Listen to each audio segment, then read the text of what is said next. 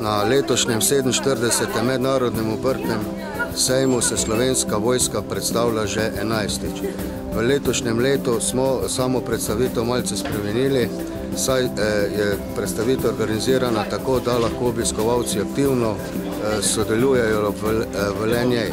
Tako se letos predstavlja lahka raketna baterija zračne obrambe iz 72. brigade, kjer se lahko obiskovalci preizkusijo na trenažerju.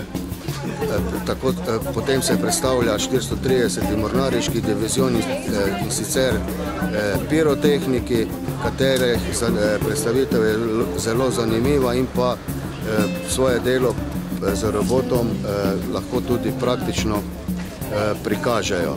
Predstavlja se tudi 670 logistični polk z vozilom Atros in pa tradicionalno 20. pehotni polk in pa enota vojaške policije. Prav tako pa pripadniki uprave za obrambo iz Celja pač predstavljamo poklic vojaka, možnost prostovoljnega služenja in vse oblike sodelovanja v Slovenski vojski.